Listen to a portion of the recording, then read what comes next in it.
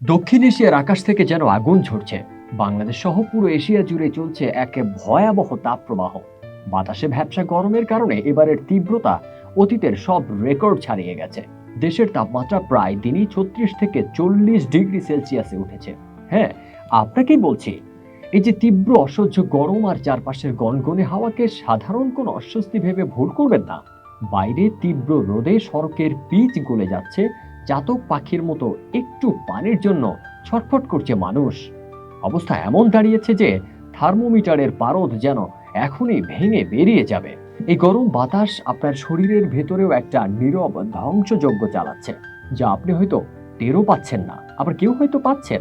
চিকিৎসা বিজ্ঞানের মতে এই গরম আপনার জন্য মারাত্মক প্রাণঘাতী হয়ে উঠতে পারে। আপনার শরীরের নিজস্ব কুলিং সিস্টেম বা ঠান্ডা রাখার প্রক্রিয়া পুরোপুরি ভেঙে পড়তে পারে এই গরমে, যার সরাসরি আঘাতটা লাগে আমাদের মস্তিষ্কে।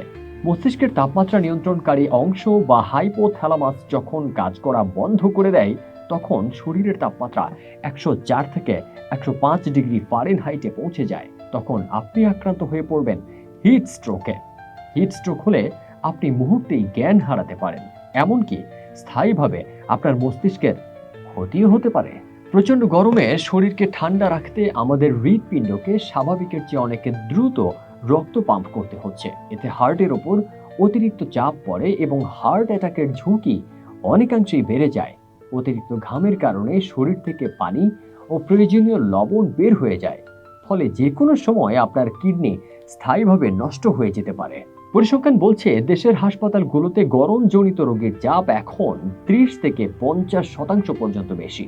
আইসিডিডিআরবি এবং জেলা স্বাস্থ্য কেন্দ্রগুলোতে দৈনিক গড়ে প্রায় 1,500 মানুষ ডায়রিয়া ও তীব্র পানিশূন্যতা নিয়ে ভর্তি হচ্ছেন। এই মরণ ফাঁদে সবচেয়ে বেশি ঝুঁকিতে রয়েছেন আমাদের প্রবীণ, শিশু, গর্ভবতী মায়েরা এবং খোলা আকাশের নিচে কাজ করা লাখো শ্রমজীবী মানুষ। এই গরমে তাদের দিকে আলাদাভাবে নজর রাখুন, কারণ তীব্র গরমে প্রবীণরা হিট স্ট্রোকে আক্রান্ত হচ্ছে আর শিশুরা ভুগছে তীব্র পানিশূন্যতা ও নিউমোনিয়ায়। শুধু আমাদের দেশেই নয়, পুরো এশিয়া জুড়ে এখন হাঁসফাঁস অবস্থা। ভারত থেকে ফিলিপাইন সবখানেই রেড অ্যালার্ট চলছে। আর এই তীব্র তাপ প্রবাহের কারণে পুরো এশিয়ায় হৃদরোগ ও স্ট্রোকে মৃত্যুর হার প্রায় 10 থেকে 30% পর্যন্ত বেড়ে গেছে। তাই চিকিৎসকের দেওয়া কয়েকটি জরুরি পরামর্শ আপনার জীবনকে কিছুটা স্বস্তি দিতে পারে।